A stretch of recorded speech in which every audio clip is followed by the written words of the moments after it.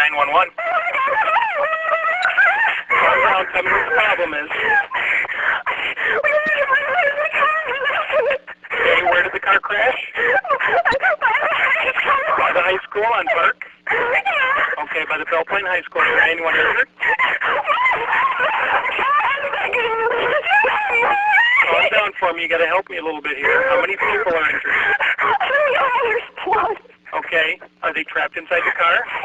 I think there might be someone. Okay. Is the car on fire? No. Okay. Is there anyone else around there? Is there any other vehicles involved? Okay. Is there any fuel? Do you smell fuel or gas leaking from the car? A little, but it's not bad. All right. We've got the ambulance and the fire department and the police department on the way, okay? What's your name? Christina. Christina. Okay. Calm down, Christina. Were you in the accident? Yes. You were. Okay. What happened? Tell me what happened. Okay, Christina. All right, Christina, help is on the way, okay? We'll be there in just a minute. All right, bye-bye.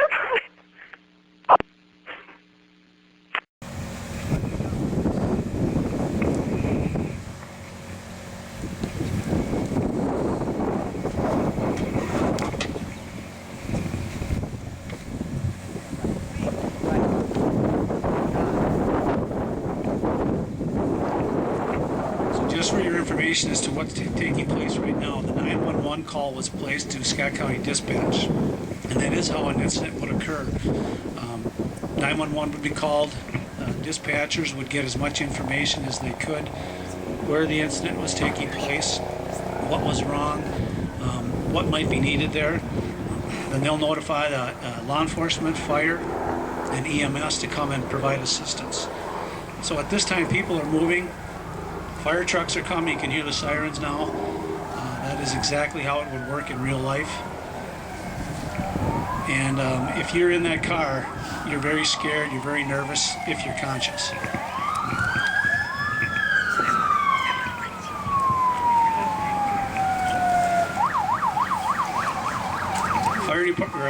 Law enforcement is usually the first on the scene.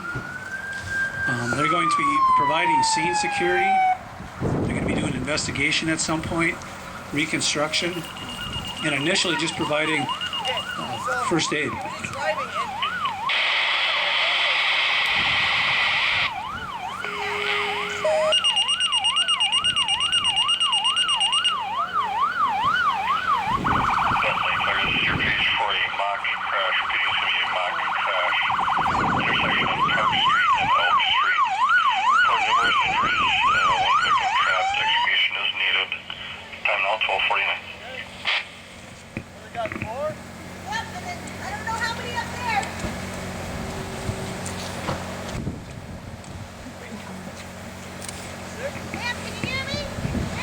So the fire department's been paged, and they'll be arriving shortly.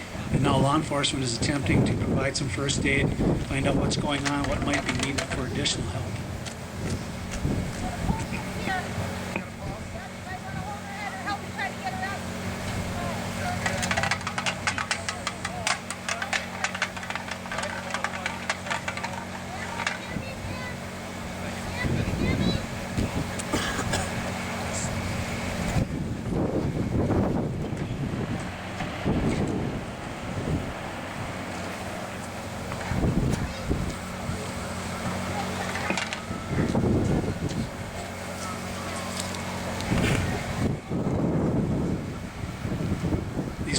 Folks have all gone through a lot of training to learn what they're doing all here today. They're professionals, they know what they're doing, and they practice this a number of times. But for all the responders that you'll see here today, believe me that none of them want to come to a scene like this. Not a one of them want to come upon this and have to use that training for this type of purpose.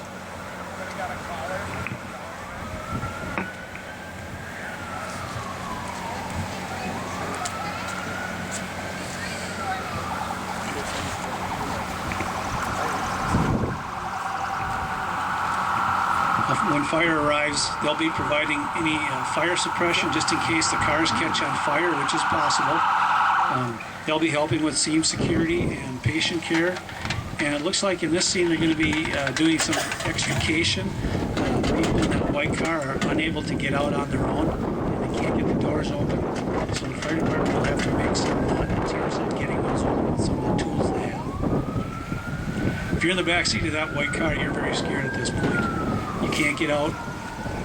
You maybe can't walk, or you might not even be conscious enough to talk.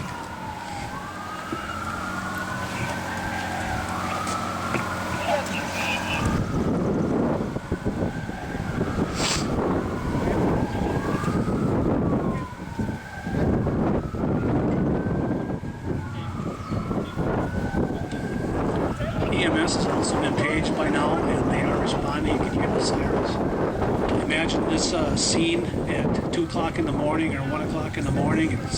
It's raining maybe, or it's very cold, and you're there by yourself in that car. It's kind of a scary thing to think about.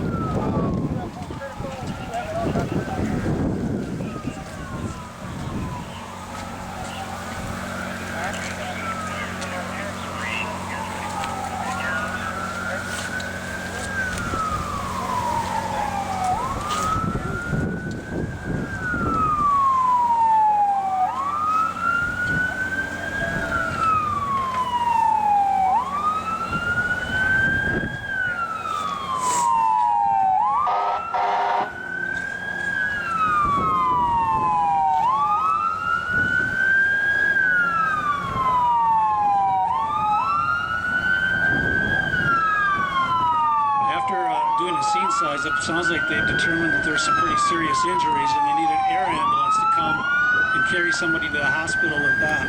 So you can hear the helicopter approaching.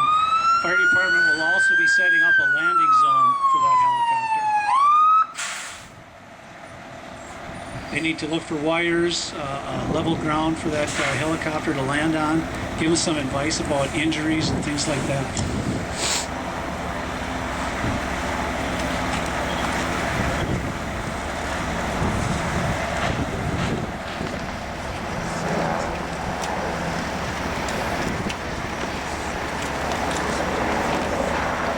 So the fire department will be pulling out a hose and doing what they call charging a line or putting water in it, so in case there is a fire, they're able to handle that. And the tool that you see them bringing out now is one of the names was called as a Hearst tool when I was back in the fire department. Jaws of life is how it's referred to now primarily. They're going to use that to make some entry into these cars, cut some of the doors off maybe, or maybe the top off.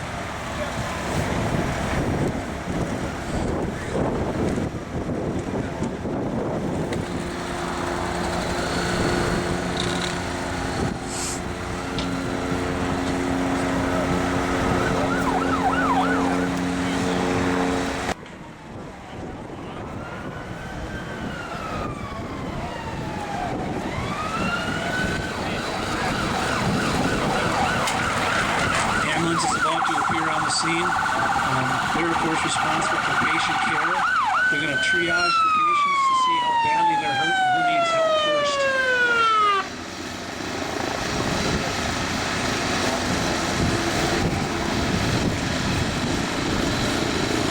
Eventually they'll also be transporting injured parties to the hospital.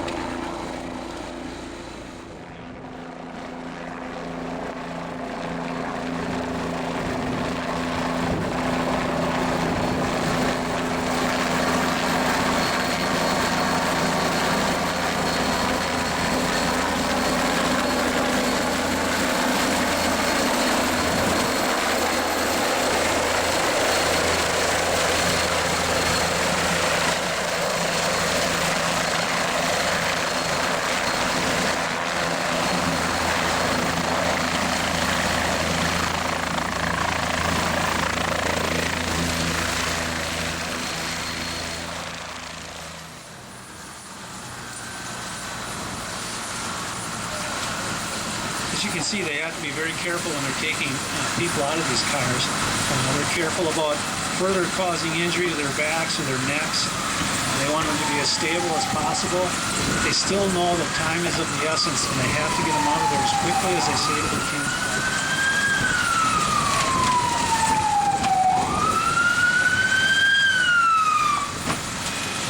Casey, the Highway Patrol has arrived. They're going to be doing scene reconstruction and looking at the cause of the accident, possibly who was at fault, what were the injuries. They'll document them for their reports, and they'll start working on possible DWI or DUI charges.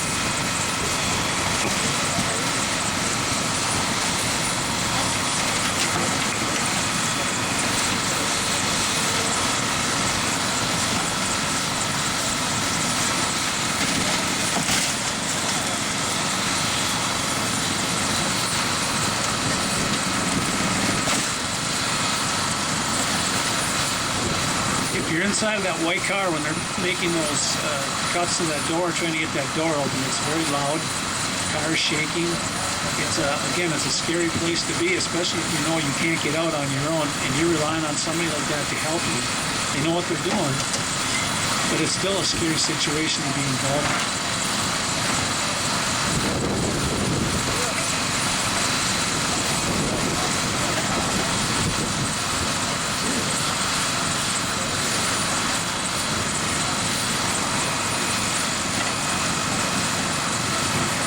You can see the officer is going to do some tests on the individual that he thinks was driving that vehicle.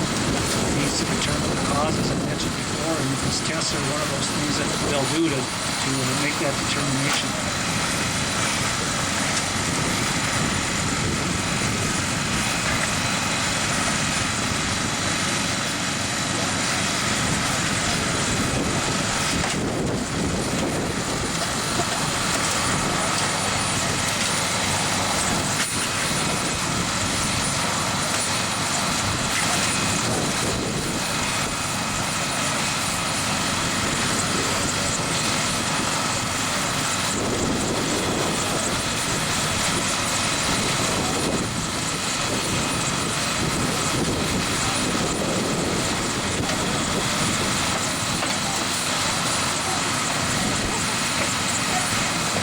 You can see they have the door open, but now I believe they're trying to get that off so they have more room to get a backboard in there and try to help the person that's in that back seat.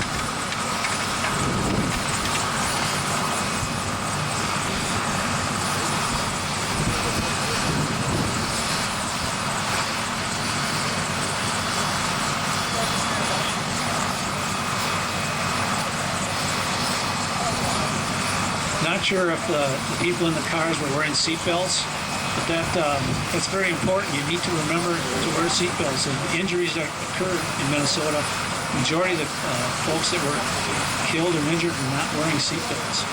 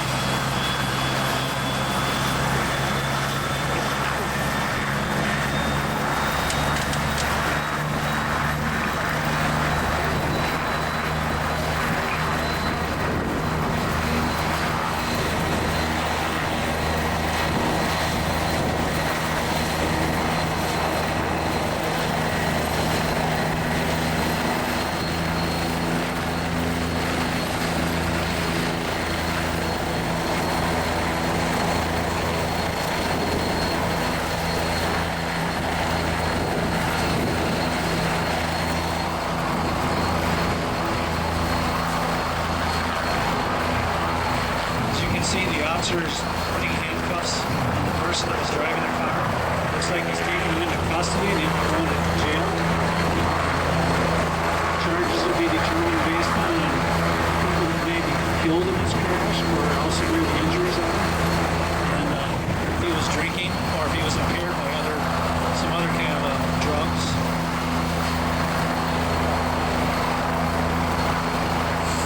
Could be that it was just careless driving. Maybe he was being inattentive. It's another large cause of crashes. Following too closely, things like that. Has anybody ever texted and driven at the same time? It's dangerous to do. Please avoid that at all costs.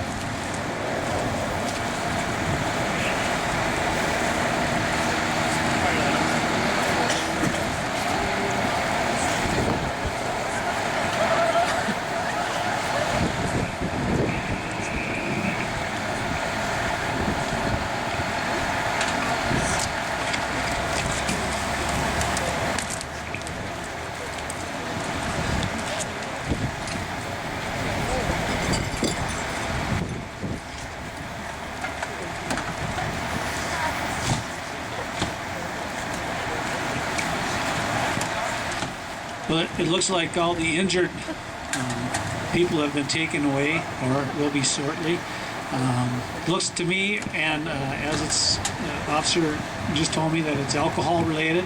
One person did not make it and is deceased.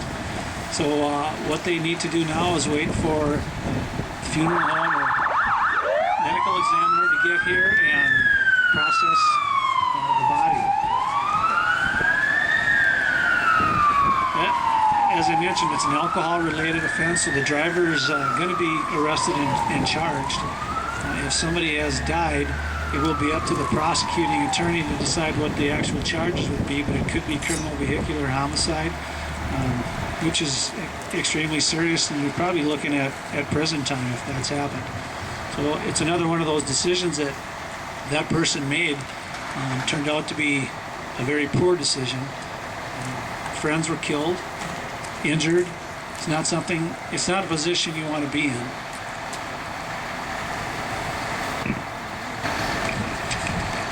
I want you to know that traffic crashes are the leading causes of death for teens. Last 3 years in Minnesota, 100 teens were killed, and only 39 of them were wearing seatbelts. And of these, 17 were backseat passengers, and only 2 of them were wearing seatbelts.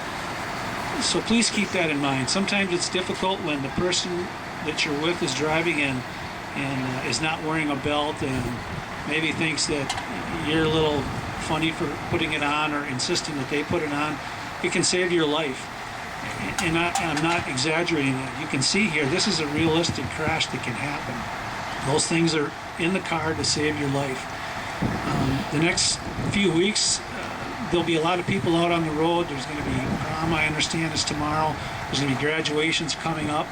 And we want you to make the right choices in terms of not drinking and driving, driving safely, wear your seatbelts.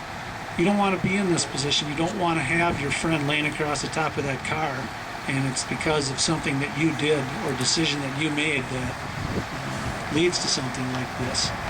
You'll never forget it, and you don't want to be there, believe me. So now they're waiting for the funeral home to come, like I said, and process the body, and they'll end up taking that person away eventually.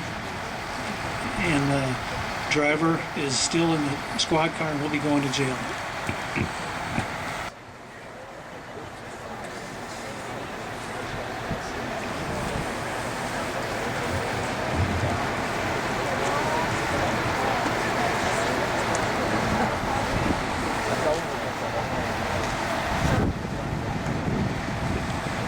An accident like this has a tremendous impact on the community. Think about all the friends that are involved that will never see this person again. Think of her family, friends, grandparents, mom and dad, brother and sister. It's going to be an extremely difficult time for them to have to go through this because of a poor decision. The responders that are here as well have a difficult time with this. This is not something they want to do or want to see. And it's something that they'll remember as well. I can remember many of them that I've had the unfortunate experience of attending, and to see a young person like this killed because of an alcohol-related offense is just not acceptable.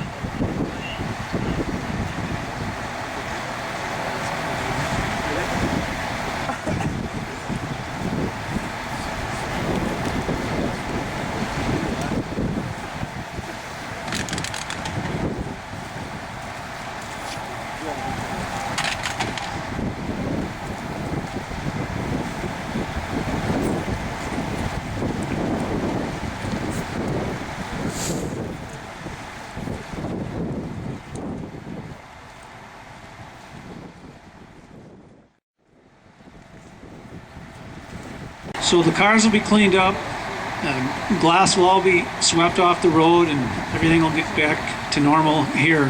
But the folks in those cars will never forget this and never be the same.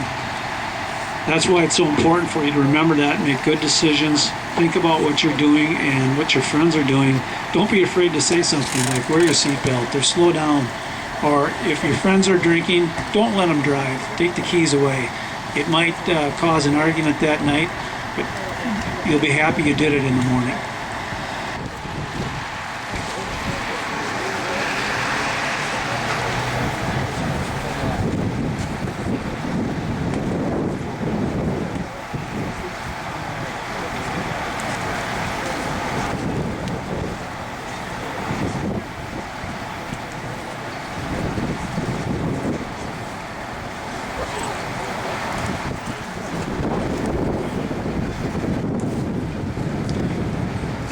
The body will now be placed in a body bag, put on that stretcher, put in the hearse, and taken to the funeral home.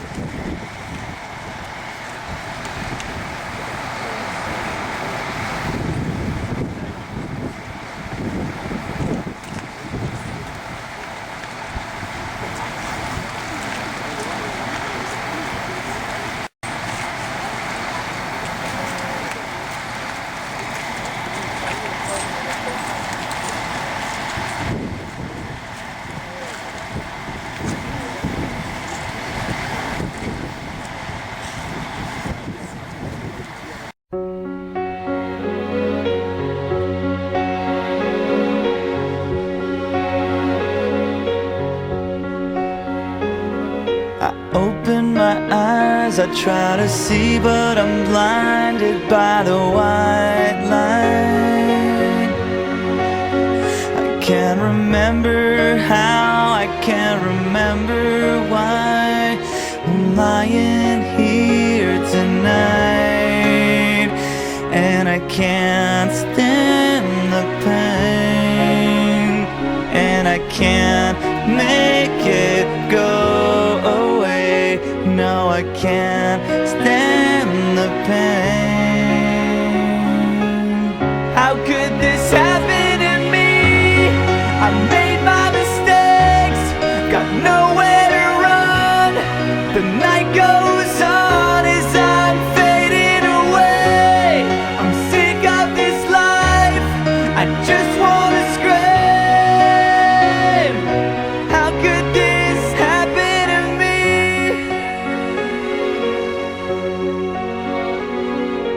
Everybody's screaming, I try to make a sound, but no one hears me. I'm slipping off the edge, I'm hanging by a thread. I wanna start this over again. So I try to hold on to a time when nothing mattered, and I can't explain what happened, and I can't erase the things that I've done. No, I can't. How could this happen?